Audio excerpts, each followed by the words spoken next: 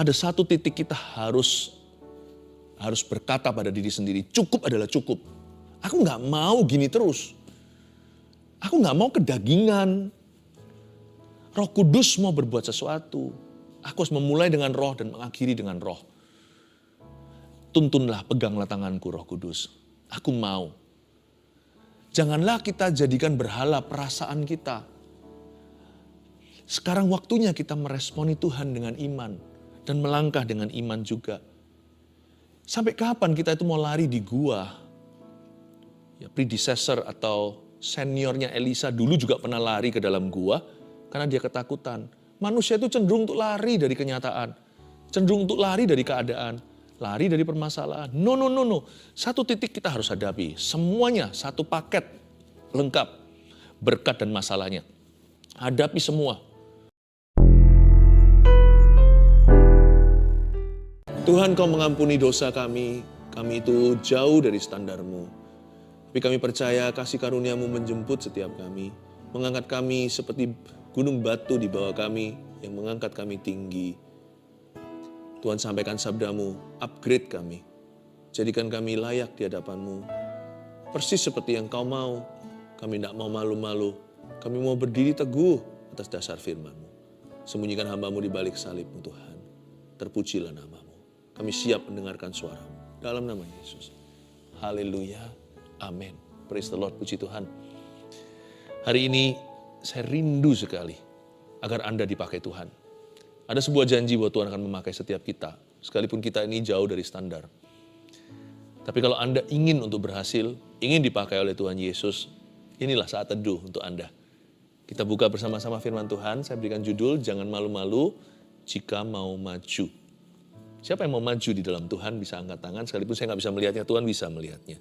Siapa yang mau maju dalam Tuhan? Saya juga. Kita buka firman Tuhan saat ini dari cerita Elisa di akhir hidupnya. Yaitu tadi di Raja-Raja, betul? Ya. Raja-Raja pasal yang ke-13, ayat yang ke-14 sampai 21, saya baca ya. Ketika Elisa menderita sakit yang menyebabkan kematiannya, datanglah Yoas, Raja Israel kepadanya dan menangis oleh karena dia. Katanya, Bapakku, kereta Israel dan orang-orangnya yang berkuda.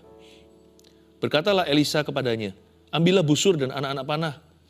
Lalu diambillah busur dan anak-anak panah. Berkatalah ia kepada Raja Israel, tariklah busurmu. Lalu ia menarik busurnya. Tetapi Elisa menaruh tangannya di atas tangan raja serta berkata, bukalah jendela yang di sebelah timur. Dan ketika dibukanya berkatalah Elisa, panahlah. Lalu dipanahnya. Kemudian berkatalah Elisa, itulah anak panah kemenangan daripada Tuhan. Anak panah kemenangan terhadap Aram.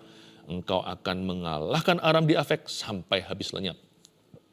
Sesudah itu berkatalah ia, ambillah anak-anak panah itu. Lalu diambillah. Setelah diambilnya, berkatalah Elisa kepada Raja Israel, pukulkanlah itu ke tanah. Lalu dipukulkannya lah 3 kali, kemudian ia berhenti.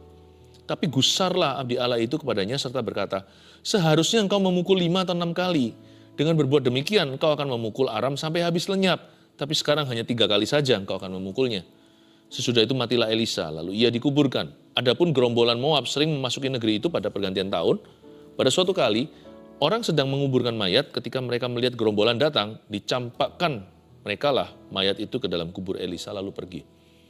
Dan demi mayat itu, kena kepada tulang-tulang Elisa, maka hiduplah ia kembali dan bangun berdiri.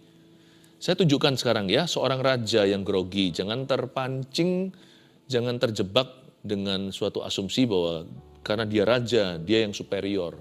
Di sini ada seorang nabi yang luar biasa, Yoas, Raja Israel, adalah seorang raja memang, tapi Elisa adalah seorang yang legendaris. Hari ini kita akan mempelajari sifat malu-malunya Yoas, menjadi sifat ragu-ragu, dan itu membuat dia jadi setengah hati. Dan apapun yang dia kerjakan tidak pernah berhasil, sekalipun Yoas itu dalam sejarah seorang raja yang brilian, dan dia menang perang nanti, ayat-ayat berikutnya, dia memang kalahkan Aram.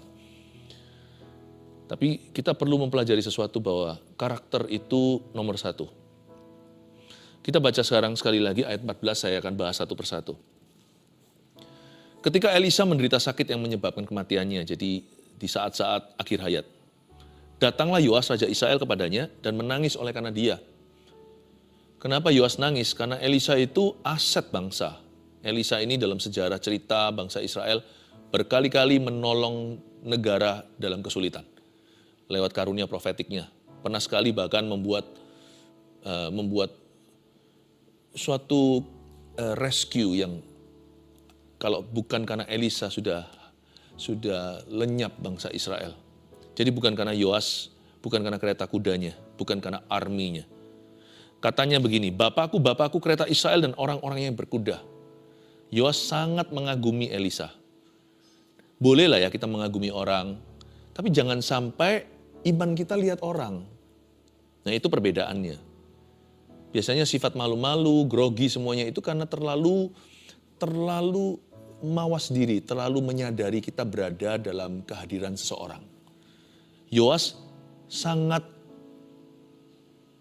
conscious, terlalu sadar bahwa dia berada di hadirat Elisa. Oke juga mestinya, tapi kalau itu menjadi kelumpuhannya, jadi sifat yang malu, jadi takut-takut, nah di situ jadi bahaya. Berkatalah Elisa kepadanya, ambillah busur dan anak-anak panah. Lalu diambillah busur dan anak-anak panah. Lihat ya, ada satu instruksi pertama. Ambillah busur.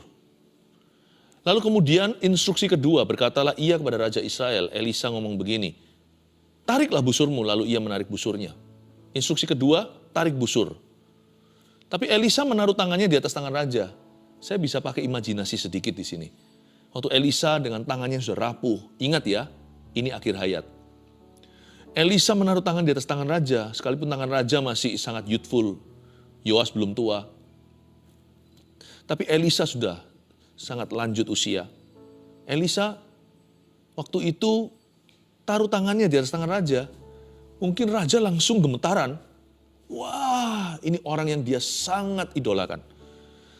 Lalu berkata begini, ayat 17.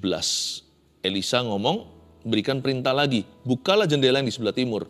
Dan ketika dibukanya berkatalah Elisa, panahlah. Lalu dipanahnya. Kemudian berkatalah Elisa, itulah anak panah kemenangan daripada Tuhan.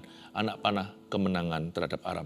Ingat ya, Tuhan itu kepingin memberikan kepadamu dan kepadaku anak panah kemenangan. Bahkan kitalah anak panah kemenangan Tuhan. Tapi supaya kita itu bisa nyampe dengan apa yang Tuhan ingin wujudkan, kita yang harus sesuaikan dengan standar Tuhan, bukan sebaliknya Tuhan dibawa turun ke standar kita. Tapi standar Tuhan terlalu tinggi, don't worry. Tugasmu dan tugasku hanya meresponi. Kita akan belajar gara-gara malu-malu dan grogi, Yoas tidak meresponi dengan betul. Dia nggak bisa mengerti bahwa ada masa yang sangat sakral. Saat itu ada hadirat Allah di kamar. Itu adalah momen-momen penentuan. Yoas itu lebih merasakan manusia daripada merasakan Allah. Jangan lupa, Yoas juga adalah bangsa pilihan. Dia raja umat pilihan Allah, Raja Israel. Kenapa dia nggak lebih merasakan Allahnya Israel daripada nabinya Israel, daripada kerajaannya, daripada petinggi-petingginya, ajudannya. Mungkin orang-orang sekeliling Yoas itu adalah ajudan-ajudan dan pegawai-pegawai tinggi. Bahaya. Tuhan mau melakukan sesuatu, tapi kita terlalu memperhatikan orang lain. Itulah anak panah kemenangan daripada Tuhan, kata Tuhan. Anak panah kemenangan terhadap Aram. Engkau akan mengalahkan Aram di Afek sampai habis lenyap, kata Elisa. Sesudah itu berkatalah ia, ambillah anak-anak panah itu, lalu diambilnya. Setelah diambilnya, berkatalah Elisa kepada Raja Israel, pukulkanlah itu ke tanah.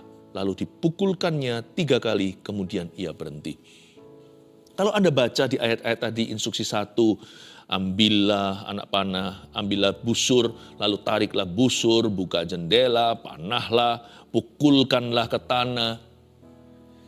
You like it or not, suka atau nggak suka, life is a bunch of assignments. Hidup itu adalah amanah, kita semua tahu, tapi hidup itu dipenuhi dengan tugas-tugas. Kalau kita tidak suka dengan challenges, kita nggak suka dengan tantangan, ya jangan hidup. Saya nggak bilang bahwa Anda boleh mengakhiri hidup Anda. Yang saya maksudkan adalah Siapkan hatimu untuk segala tantangan itu.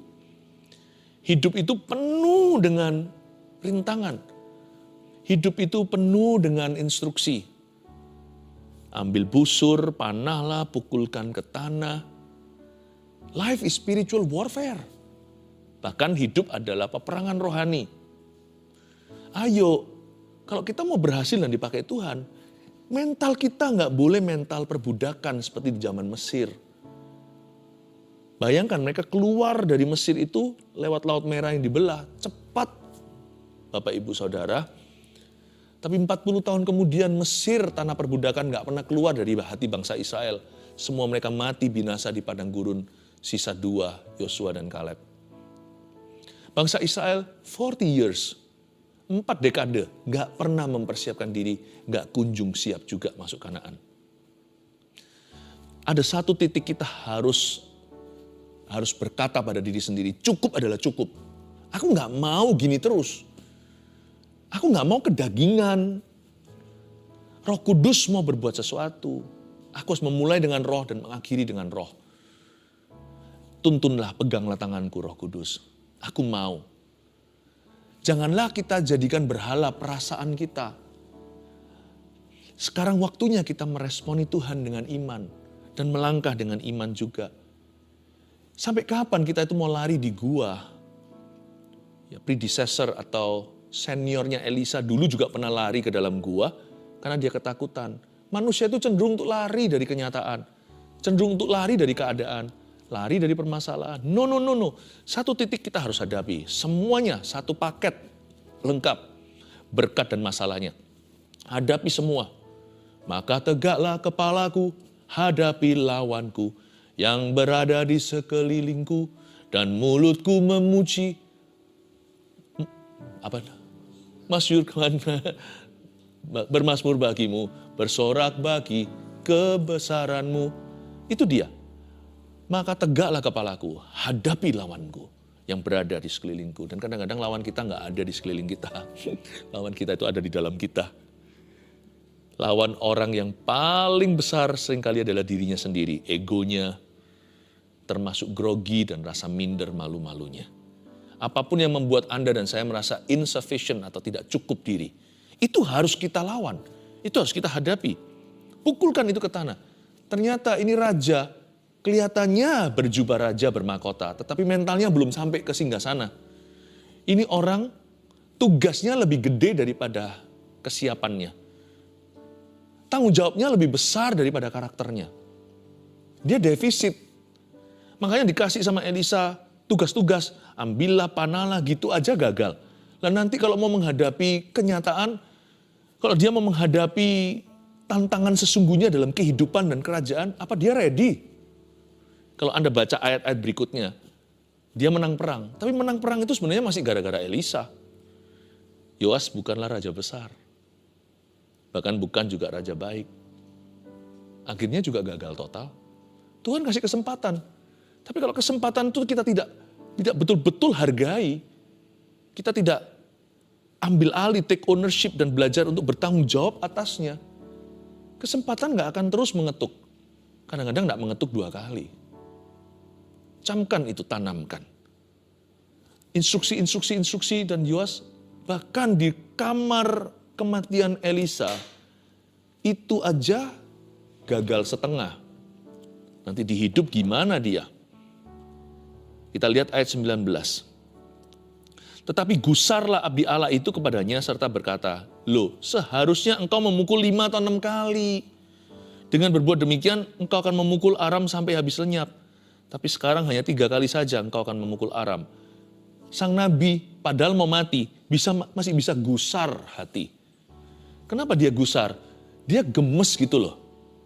Dia itu kayak, gimana sih orang ini ya?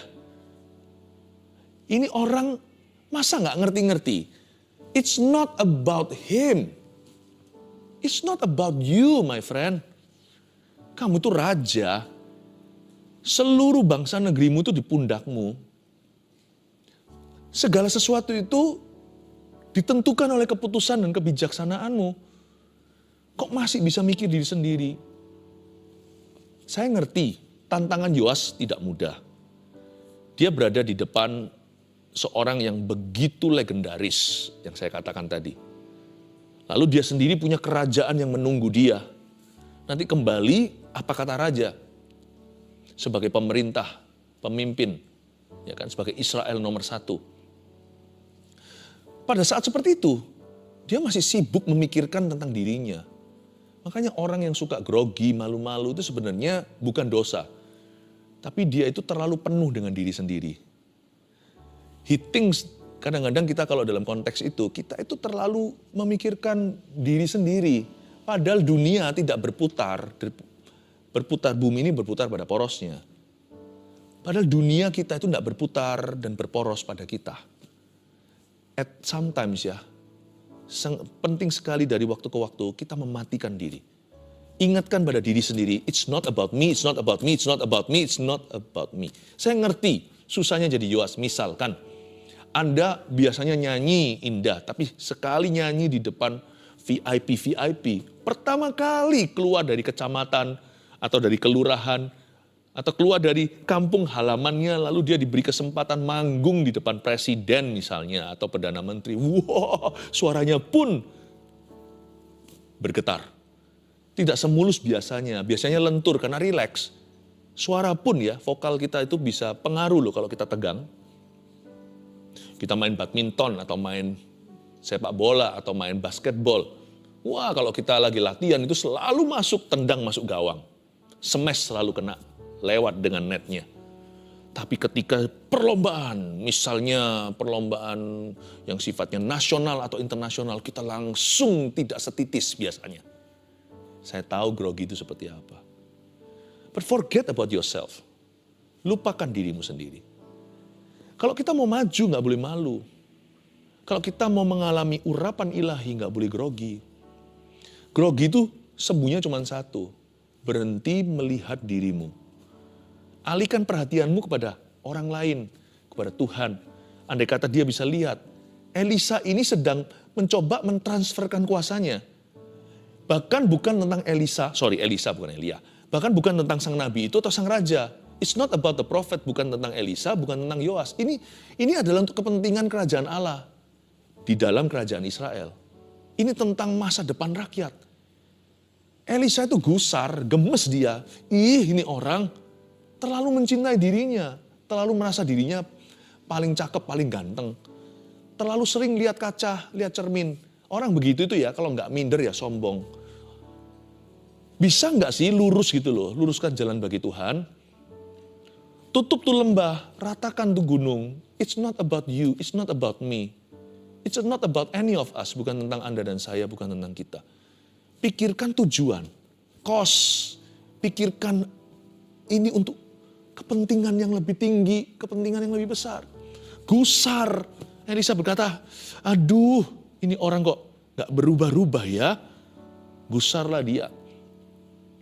Dan karena si Yoas itu gak mikir ke misinya, pikirannya gak ke lapangan atau ke orang, maka dia hanya pukul asal-asalan beberapa kali demi menyenangkan manusia. Atau karena dia sungkan, bisa jadi juga karena dia sungkan. Ini kan Nabi sudah sekarat. Yaudahlah, Son 1, 2, 3. 1, 2, 3. Si Nabi berkata, kamu anggap ini main-main ya? Harusnya kamu pukul 5, 6 kali. Kamu akan hancurkan Aram, gak bisa bangkit lagi. Tapi gara-gara cuma 3 kali. Paling cuma setengah tentaranya. Lalu dia akan bangkit lagi besok jadi momoknya orang Israel. Saya rasa ada rasa sungkannya. Dari sisi Yoas. Masa sih ya udahlah, masa. Kalau Tuhan berkata sama kita, mintalah, minta. Jangan sok suci. Jangan sok humble, jangan sok rendah hati. Justru orang yang seolah-olah rendah hati palsu dan berkata enggak Tuhan, masa aku enggak mau merepotkan Tuhan. Orang seperti itu dianggap sama Tuhan jual mahal. Kayaknya kerendahan hati itu yang namanya false humility, itulah kerendahan hati yang palsu. Karena orang itu mengutamakan perasaannya. Padahal Tuhan sudah terang-terangan berkata, mintalah. Maka sampai sekarang kamu belum minta. Tuhan tegur murid-muridnya, mintalah kepadaku atau kepada Bapa dalam namaku. Mintalah supaya sukacitaku penuh di dalam dirimu. Loh, aku tuh mau. Kenapa kamu malu-malu? Diberi kesempatan sama Tuhan, seperti Saul, Raja Saul, mau diurapi jadi raja. Malah dia sembunyi di balik mana? Di balik layar, di belakang sana, di daerah Barang. Sampai Samuel harus tanya Tuhan, ngerepotin Nabi. Di mana ya? Tuhan bilang sama Nabi itu, di situ loh, dia di balik sana, di dekat barang-barang. Itu bukan masalah tentang dia gagah perkasa, diarak di seluruh jalanan Israel untuk kebanggaannya. Bukan. Setelah dia dilantik dan diurapi, dia harus segera perangi Filistin untuk bebaskan orang Israel dari cengkeraman mereka. It's never about you. Bukan tentang kita. Saya ini sebenarnya terus terang orangnya grogian. Dahulu kala, tim yang di belakang layar tahu, kalau saya sudah di depan kamera, saya sip hilang kata. Saya itu sembuhnya cuma satu. Ketika Tuhan ajari saya, it's not about you. Bukan tentang saya, bukan tentang siapa. Tapi ada orang-orang di balik sebelah sana. Misalnya hari ini keluarga Saat Teduh yang menanti-nantikan roti. Iya ya, saya dulu kalau suruh berdiri di depan manusia, saya bisa kaku seperti zombie. Tapi ketika ada seorang hamba Tuhan beritahu sama saya, Philip, bukan tentang dirimu, fungsimu dalam kerjaanmu. Fungsi Anda juga beda ya tentunya. Tapi fungsi kita dalam Tuhan itu, atau dalam pekerjaan, itu adalah untuk membawa kebaikan. Kalau kamu bisa melihat, itu hamba Tuhan bilang begini, seorang nabi sih waktu itu, kalau kamu bisa melihat semua orang-orang ini sama dengan dirimu, orang berdosa yang menunggu-nunggu jawaban dari Allah, engkau akan melayani mereka sebaik-baiknya. Iya. Kok gak pernah kepikir gitu. Dia hanya pukul 3 kali, mestinya 5-6 kali. Jangan tanggung. Sesudah itu matilah Elisa. Ya sudah, mati. Matinya Elisa ini kayaknya luar biasa cerita ini ya. Ada orang bangkit, lalu ia dikuburkan kan. Tapi sebenarnya di sini ada urapannya Tuhan untuk Yoas yang gak diambil, gak diklaim sama dia. Ingat tadi, yang diambil cuma 50-60%. 3 dari 5 atau 6. 3 dari 5-6 pukulan. Sisanya itu, Elisa kan punya urapan ganda dari Elia. Satu urapan diambil sama Yoas, sisanya masih tersisa di dalam tulangnya. Dia bawa ke kuburan urapan. Bukan salah Elisa, yang dikasih gak mau. Sesudah itu matilah Elisa lalu ia dikuburkan. Dikasih tugas tanggung jawab, enggak apa aku bisa dan sebagainya. Bukannya akhirnya jadi pelayanan, orang seperti itu malah justru minta dilayani terus perasaan. Sampai kapan Anda dan saya merasa siap? Apakah kita mau semua hamba Tuhan hanya melayani kita supaya kita punya perasaan itu sampai mantap? Saya rasa something is missing, sesuatu yang salah di sini, something wrong. Adapun gerombolan Moab sering memasuki negeri itu dan pada pergantian tahun. Pada suatu kali, orang sedang menguburkan mayat ketika mereka melihat gerombolan datang. Dicampakkan mereka mayat itu. Mayat ini anonymous, artinya tidak tahu siapa dia, namanya apa. Itu dilemparkan mayat itu ke dalam kubur Elisa karena orang-orang yang menguburkannya lari dari gerombolan penjahat lalu pergi. Dan demi mayat itu kena pada tulang-tulang Elisa, maka hiduplah ia kembali dan bangun berdiri. Luar biasa, kayaknya ini cerita glorious, mulia. Iya sih, kebangkitan orang mati itu pasti sesuatu banget, sangat-sangat extraordinary. Namun demikian sayang, itu urapan bukan untuk si mayat yang anonymous, mayat tanpa nama itu yang kita nggak tahu. Itu urapan untuk raja. Mayat ini memang berdiri, bangun lagi, nggak tahu apakah keluarga suka atau enggak. Saya rasa orang ini mungkin hidupnya bisa jadi nggak terlalu berguna, tidak jadi berkat, jadi beban bahkan. Bayangkan kalau orang ini sungguh-sungguh dicintai sama yang mau menguburkan, kalau ada apa-apa kan pasti mereka fight, pasti mereka berjuang untuk mayat ini. Meskipun sudah mati, kan dia nggak rela lihat mayat itu dicabik-cabik atau mayat itu disalahgunakan. Kalau itu seorang yang saya kasih, saya nggak akan lari. Saya akan berdiri di hadapan gerombolan-gerombolan itu kalau perlu, saya ikut mati. Iya kan? Kalau itu misalkan orang tua kita, anak kita, pasangan kita, masa mungkin ditinggal geletak lalu lari? Setakut-takut orang kan cinta itu lebih besar, lebih kuat dari maut, kata Kidung Agung. Ini orang nggak jelas siapa, ambigu. Setelah itu kan dia bangun. Apakah tetap nanti semua orang tepuk tangan atau mereka berkata, lu kok bangun? Saya nggak tahu yang mana. Tapi andai kata urapan ini tadi tidak sampai dibawa ke kuburan oleh Elisa. Urapan ini diambil sama Yoas, dia pukul 5-6 kali. Tahu apa yang terjadi? Bangsa Israel nggak akan jadi mayat. Mereka akan mati tua sampai kepala putih, sampai putih rambutnya. Aram tidak akan cari gara-gara, dihabiskan semuanya oleh bangsa Israel. Satu mayat dengan satu bangsa nggak jadi mayat. Mana lebih berharga?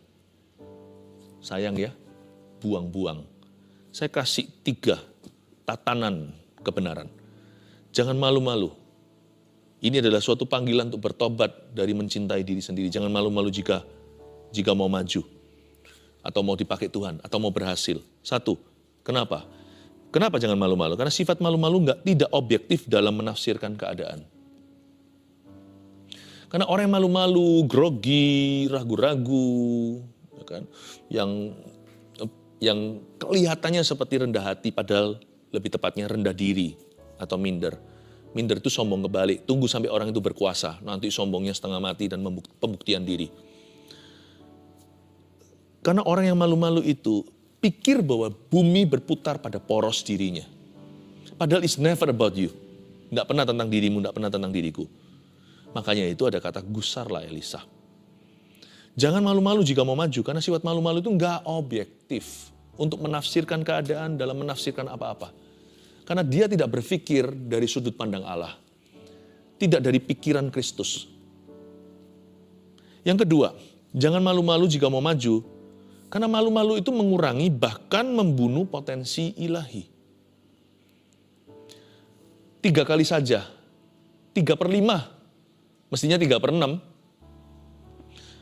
Bahkan nanti kalau sampai dia tanda kutip serakah yang mulia, Elisa kan dulu begitu, sampai disembelih itu semua lembu-lembunya, dia kerbau-kerbau yang membajak sawah. Berapa pasang itu? 2 lusin kalau nggak salah. Lalu kasih makan seluruh kampungnya, dia say bye-bye ke orang tua, ke keluarga, lalu ikut Elia. Saya rasa kalau sampai dia pukul 7 kali pun Tuhan nggak tolak kok. Nggak tolak. Tapi dia tahan-tahan 3 kali saja. Malu-malu itu mengurangi, bahkan bisa membunuh potensi ilahi kita. Padahal kita bisa, tapi karena kita itu malu atau grogi, akhirnya nggak jadi. Lalu siapa yang happy kalau nggak jadi? Kita happy? Enggak. Kalau sampai kita malu-malu, padahal itu adalah porsi kita di hadapan Tuhan, maka yang ketiga, kenapa jangan malu-malu? Karena jika malu-malu, porsi kita akan diberikan kepada orang lain. Ya kalau orangnya bagus, lebih bagus. Nah kalau orangnya mayat seperti ini, yang bahkan keluarganya pun lemparkan dia ketika ada gerombolan Moab. Sayang ya, menurut saya, ini tafsiran saya, tulang Elisa harusnya sudah empty urapan. Bukan karena dia sakti. Masa nggak bahaya? Kalau dia punya tulang kayak begitu nanti kuburannya disembah. Saya sih nggak mau sih kalau itu saya. Saya nanti suatu hari kalau Tuhan belum datang, kita kan nggak tahu Tuhan datangnya kapan. Kalau saya mati dulu, saya nggak mau bawa urapan ke kuburan. Urapan saya harus saya kosongkan semuanya. Buat apa? Bahkan cash uang pun kita bawa ke dalam peti kita, kan lebih baik dipakai oleh orang. Oleh keluarga sendiri atau kita amal sosial.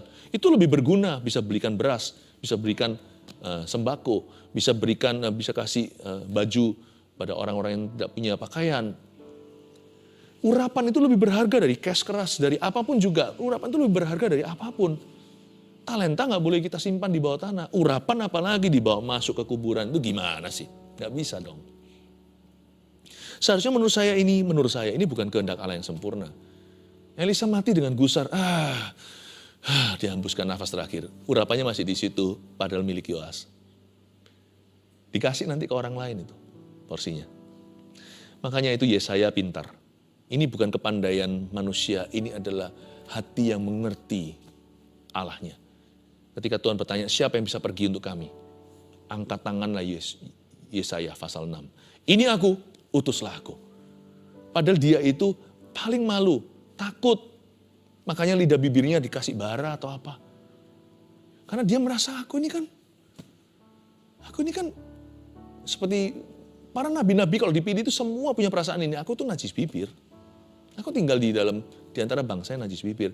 I'm not worthy, aku tidak layak. Tapi dia beranikan diri maju selangkah lebih di depan daripada orang-orang lain dan dia angkat tangan dan berkata, ini aku, utuslah aku.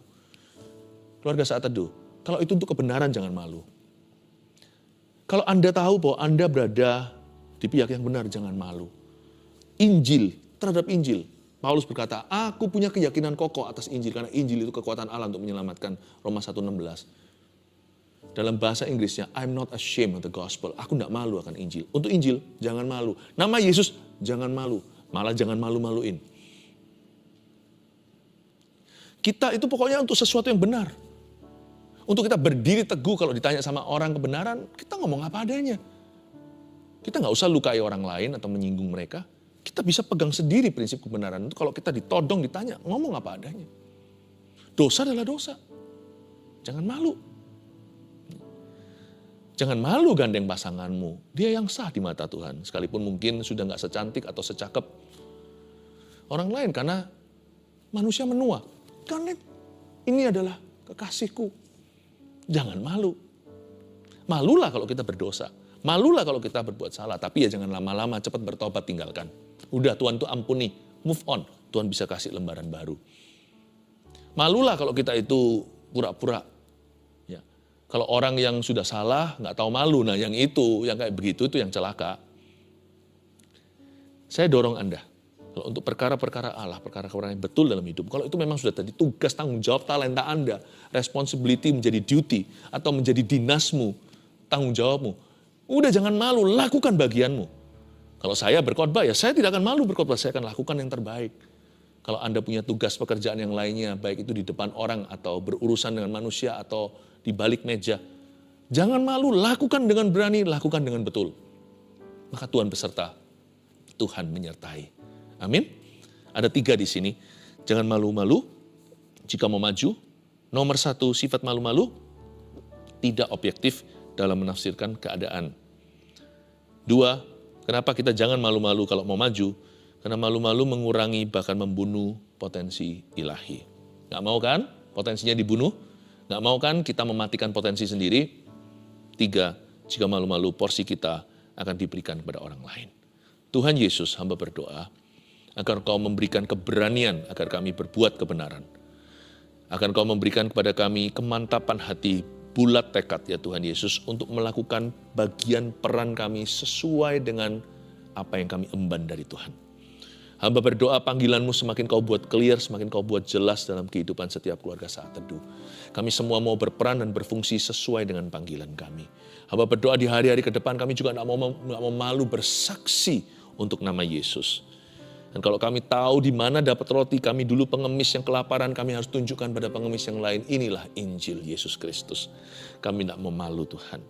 Dan kami juga tidak mau mempermalukan nama Tuhan. Tuhan, nyatakan kemuliaan-Mu dalam hidup kami. Kami yang sudah sempat salah, ampuni kami. Bantu kami bangkit, move on ya Tuhan, dan berikan lembaran baru. Dan kami tidak akan ulangi kesalahan kami. Terima kasih Tuhan Yesus, terpujilah nama-Mu ya Tuhan. Kami siapkan hati-Mu ya Tuhan Yesus untuk Kau pakai lebih ya Tuhan Yesus. Berkenanlah Tuhan untuk memakai kehidupan kami. Kami mau berhasil, kami mau berbuah yang lebat. Tuhan bekerjalah, sebab kami mau bercahaya seperti bintang-bintang di langit di akhir zaman ini ya Tuhan, di masa kegelapan. Terima kasih Tuhan, berkati keluarga Saat Teduh, urapi Tuhan.